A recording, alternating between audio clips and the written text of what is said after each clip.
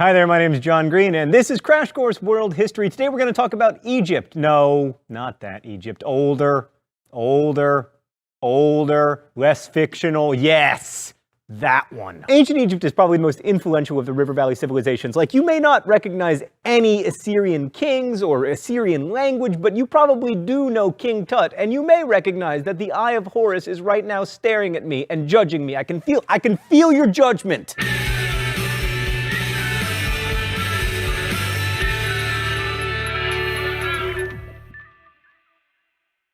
When we think of ancient civilizations, we think of Egypt. There are a few reasons for this, like the fact that the pyramids are the last man standing among the 7 ancient wonders of the world. But more importantly, ancient Egyptian civilization lasted from 3000 BCE to 332 BCE. So there are many approaches to the study of history. You can view history as a millennia-long conversation about philosophy, or as clashes between great men, or you can see history through the lens of traditionally neglected populations like women or indigenous peoples or slaves, and we're going to try to take many approaches to our study of history during Crash Course. Right, so in discussing agriculture and early River Valley civilizations, we've been approaching history through the lens of resource distribution and geography. And just as the violent and capricious Tigris and Euphrates rivers shaped the worldview of early Mesopotamians, the Nile shaped the worldview of the Egyptians. Let's go to the thought bubble. The Nile was regular, navigable, and benign, making for one of the safest and richest agricultural areas in the world. Each summer, the river flooded the fields at precisely the right time, leaving behind nutrient-rich silt for planting season.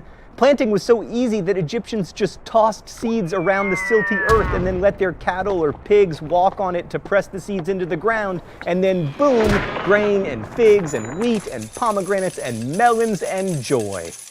Unlike most River Valley civilizations, Egyptian communities existed only along the Nile, which was navigable enough to get valuable resources downstream, from timber to gold, which the Egyptians considered the divine metal, thereby introducing an idea that would eventually culminate in Mr. T. The Nile is also easily tamed. While other River Valley civilizations needed complicated and labor-intensive hydraulic engineering projects to irrigate crops, the Nile was so chill that Egyptians could use a simple form of water management called basin irrigation, in which farmers used floodwaters to fill earthen basins and canals for irrigation. In short, the awesomeness of the Nile meant Egyptians could create big food surpluses with relatively little work, allowing time and energy for some pretty impressive projects. Also, the Nile may help explain ancient Egypt's general optimism. While ancient Sumerian religion, for instance, saw the afterlife as this gloomy, dark place, Egyptians were often buried with things that were useful and pleasurable to them in life, because the afterlife was seen as a continuation of this life,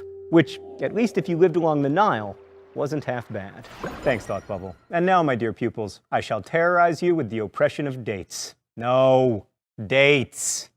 Yes, thank you. Historians have divided Egyptian history into 3 broad categories, each with their own numbered dynasties, but only hardcore Egyptologists know the dynasties, and we're not trying to become hardcore Egyptologists. The Old Kingdom lasted from 2649 to 2152, the Middle Kingdom from 2040 to 1640, and the New Kingdom, so-called because it is only 3,000 years old, lasted from 1550 to 1070 BCE. In between, you have a couple so-called intermediate periods. Okay, Old Kingdom. This was really the glory age of ancient Egypt, when you got all the stuff that would later make Indiana Jones possible, like the pyramids at Giza and the Sun King Ra and the idea of divine kingship. The king, or pharaoh, was either a god or very close to a god, which seems like a good gig, except that it meant he wasn't expected to act like a person, he was expected to act like a god, which in ancient Egypt means acting like the Nile. Calm, cool, benevolent. There's no fun in that. And then, of course, there are the pyramids, which, aside from remaining impressive to behold, represent a remarkable degree of political and social control over the population, because it is not easy to convince people to devote their lives to building a sarcophagus for someone else. The most famous pyramids were built between 2575 and 2465 BCE. The one with the Sphinx was built for Khephren. The largest, the Great Pyramid, was built for the pharaoh Khufu. The pyramids were built partly by peasants who were required by Egyptian law to work for the government a certain number of months per year, and partly by slaves, but not by Moses and the Jews, who showed up on the scene long before the pyramids were ever even a twinkle in Khufu's eye. This leads to an overwhelming question. Why?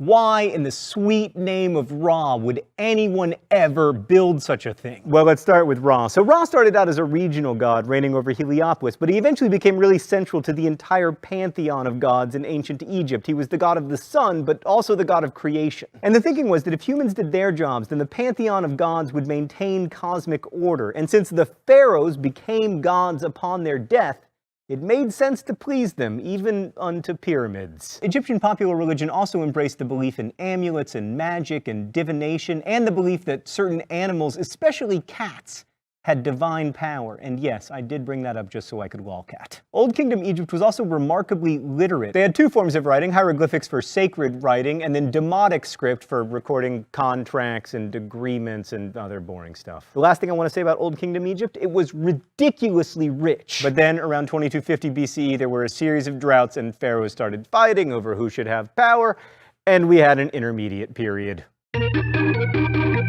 which was followed by the Middle Earth. What? The Middle Kingdom? Oh, really?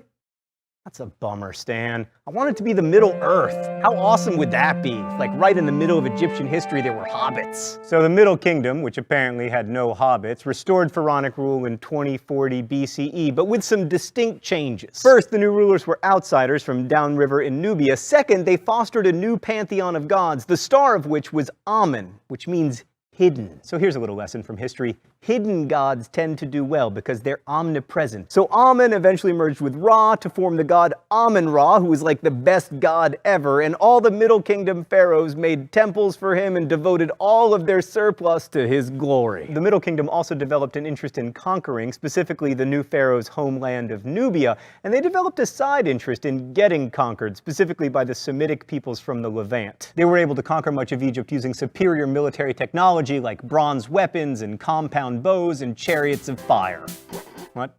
They're just regular chariots? Stan, why are you always killing my dreams? One group, the Hyksos, were able to conquer all of Egypt, but rather than destroying Egyptian culture, they just relaxed like the Nile and assimilated into the Egyptians. And the Egyptians adopted their military technology, and then the Egyptians destroyed the Hyksos and expelled them from Egypt. And then by 1550 BCE, there was again an Egyptian pharaoh, Ahmosis. After all this conquering and being conquered, Egypt eventually emerged from its geographically imposed isolationism and... Can we cue the New Kingdom graphic, please? There it is. New Kingdom Egypt continued this military expansion, but it looked more like an empire, particularly when they headed south and took over land in an attempt to find gold and slaves. Probably the most expansive of the New Kingdom pharaohs was Hatshepsut, a woman who ruled Egypt for about 22 years and who expanded Egypt not through military might, but through trade. But most New Kingdom pharaohs, being dudes, focused on military expansion, which brought Egypt into conflicts with the Assyrians, who you'll remember from last week, and then the Persians, and then Alexander the Great, and finally the Romans. On the whole, Egypt probably would have been better off enjoying its geographical isolation and not trying to conquer new territory, but all of Egypt's friends had jumped off a bridge, so... One last thing about the New Kingdom. There was this crazy New Kingdom pharaoh named Akhenaten who tried to invent a new god for Egypt.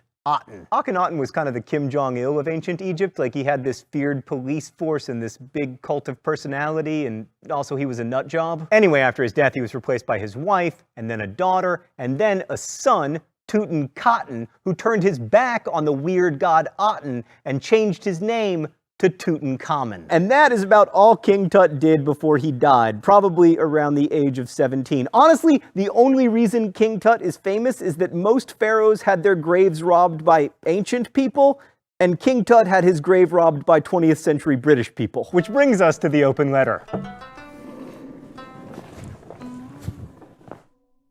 An open letter to King Tut. Oh, but first we gotta find out what Stan left for me in the secret compartment. The pen. I don't... Ah! The shock pen! Stan! That's a terrible, terrible gift for the secret compartment. Dear King Tut, I know that as pharaohs' lives go, yours was pretty poor. First, you had to marry your sister, which hopefully you weren't that psyched about. Plus, you had a cleft palate and probably scoliosis. Plus, you died before reaching adulthood. But dude, you have had the best afterlife ever. Since your body was discovered in 1922, you've become probably the most famous ancient person. There have been lots of books about you, scholars have devoted their lives to you. Dude, we're so obsessed with you that we use this fancy new technology to scan your body and establish that you probably died of an infected broken leg and/or malaria. Also, you've inspired such seminal works of art as the Discovery Kids series Teutonstein, which my son forces me to watch. Your relics have been to 6 continents. So it all works out in the end, man. Well, I mean, you're still dead, so that kind of sucks. Best wishes, John Green. King Tut leads us nicely to the really crucial thing about Egyptian culture. Because King Tut lived right around the same time as the pyramids, right? Wrong. Remember, the pyramids were built around 2500 BCE during the Old Kingdom. King Tut died in 1322 BCE. 1,200 years later. That's 5.5 Americas, but because Egypt was so similar for so long, it all tends to blend together when we imagine it. Ancient Egypt lasted 1,000 years longer than Christianity has been around, and 800 years longer than that other super long-lived civilization, China. So there was an entire culture that lasted longer than Western civilization has existed, and it had run its course before the West was even born. Next week, we'll be looking at the Persians and the Greeks. I'll see you then. Crash Course is produced and directed by Stan Muller. The show is written by Raoul Meyer, my high school history teacher, and myself. Our script supervisor is Danica Johnson, and our graphics team is Thought Bubble.